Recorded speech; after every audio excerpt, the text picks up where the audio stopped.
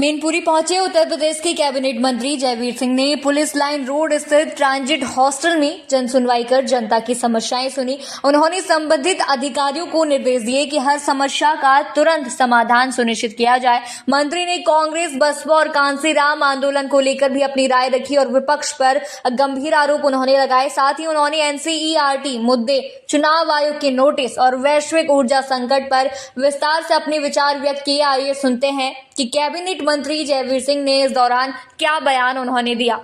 काशीराम जी को लेकर के राजनीति शुरू हो गई है। अब सपा कह रही है कांग्रेस के हैं, तो समाजवादी पार्टी के हैं, कांग्रेस अपना बता रही है। देखिए, यदि कांग्रेस दबे कुचले वंचित शोषित समाज को अपने साथ न्याय देती रहती, अपने राज्य में न्याय देती रहती, तो काशीराम जी का आंदोलन खड़ा ही नहीं हो सकता था। कहीं न कहीं कांग्रेस की ओर से वंचित शोषित समाज को प्रॉपर न्याय नहीं मिल पाया, आकांक्षाएं पूरी नहीं हो पाई।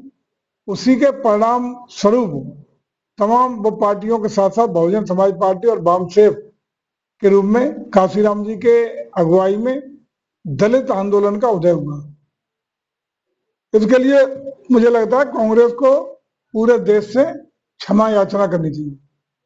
एनसीईआरटी मुद्दे को लेकर के बवाल मचा हुआ है। प्रियंका चतुर्वेदी है सांसद सबसे आगे, उन्होंने संसद में कहा है कि न्यायपालिका भ्रष्टाचार के अध्याय पर जो न्यायालय का आदेश है उसको सही नहीं बनाया। तो न्यायपालिका का जो आदेश था जिसमें वो अध्याय हटाने का निर्देश था, पालन हो गया और शपथ पत्र बाकायदा जो सुप्रीम कोर्ट में प्रकट चल रहा है उसमें प्रस्तुत भी कर दिया गया है।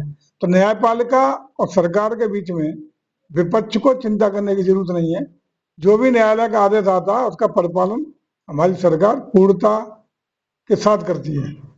चुनाव आयोग 11 कुमार के खिलाफ विपक्षी के 193 सांसदों ने भाग लिया। मुझे लगता है कि ये इनको संवैधानिक संस्थाओं में विश्वास नहीं रह गया है, अपनी लठमार राजनीति करना चाहते हैं।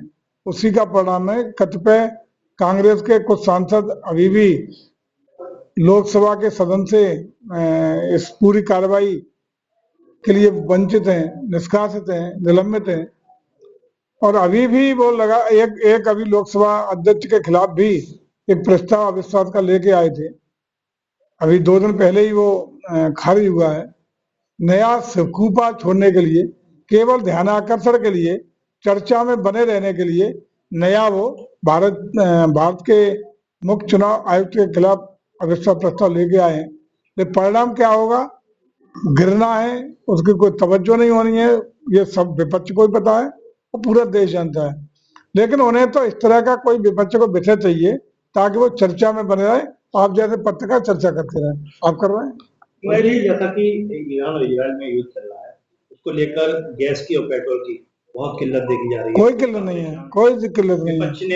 देखो, एक चीज से आप सहमत होंगे कि जब वैश्विक बड़ा एक अनिश्चितता का दौर, युद्ध की परिस्थितियां, भयावह स्थितियां, पूरे विश्व में ऊर्जा के स्रोतों पर रुकावट जहां दर्ज हुई है, उसके सापेक्ष सबसे कम प्रभावित अगर दुनिया में कोई देश है तो भारत है। और सबसे बड़ी हमारी कूटनीतिक सफलता यह है कि इन विशेष परिस्थितियों में भी ईरान के साथ हमारे मधुर संबंध है। जहाज कुछ हमारे ऊर्जा के इन्हीं भंडारों को लेकर के अभी आए हैं, पोर्ट पे आए हैं।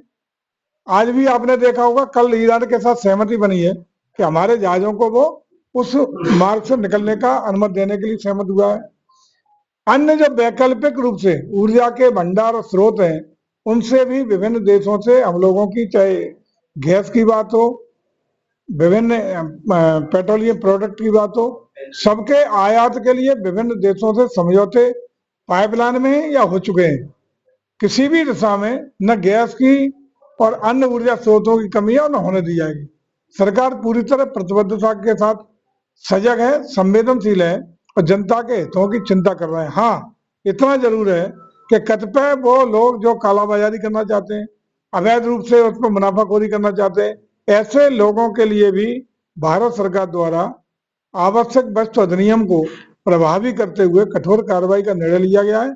और तमाम हमारी स्टेट गवर्नमेंट ने भी इसके लिए बहुत संवेदनशीलता दिखाई है। छापेमारी भी हो रही है प्रयास ये रहेगा कि हर उस व्यक्ति तक जो इसका हकदार है वास्तविक सही मूल्य पर गैस की आपूर्ति हो, डीजल की आपूर्ति हो, पेट्रोलियम प्रोडक्ट की आपूर्ति हो, वो सुनिश्चितता बनी रहे, ये हम लोग प्रयास कर रहे हैं। और मैं समझता हूँ कि जो थोड़ा बहुत सप्लाई की क्राइसिस थी, हालांकि हमारे भंडार, पेट्रोल भंडार, रिजर्व भंडार था, उससे कम चल रहा था, लेकिन आज ही ईरान का बयान आया है और अन्य देशों से भी तो हम लोगों का इसमें संबंध शुरू का जुड़ा है आयात का, उसका परिणाम होगा कि अतिशीघ्र पूरी समुचित आपूर्ति भी ये व्यवधान खत्म होते हुए सुनिश्चित होगी। अमेरिका ने तो नए लीडर पे नाम घोषित कर दिया, उसका हम भी वही तो एक आदमी है, एक आदमी की वजह से तो पूरा विश्व प्रभावित है, सब जानते हैं। तो वो वैश्विक परिस्थितियां हैं जिसमें हम लोगों का कोई आक्षेप नहीं है, लेकिन भारत की कूटनीति राष्ट्रीय हितों को सर्वोपरि ध्यान में रखते हुए हमारे हित कहीं प्रभावित ना हो, उसी का परिणाम भी आप देख रहे हैं कि हमारे चाहे वो दोनों पक्ष या दुनिया के विभिन्न देश आज हम लोगों की ओर आशा भरी नजर से भी देख रहे हैं। भारत का सम्मान भी बढ़ रहा है और भारत का कद काठी भी वैश्विक मंच पर बढ़ने का काम हो रहा है। और हमारे जो अन्य व्यापार, कारोबार और अन्य संबंध है, उस पर भी सबसे बेहतरीन स्थिति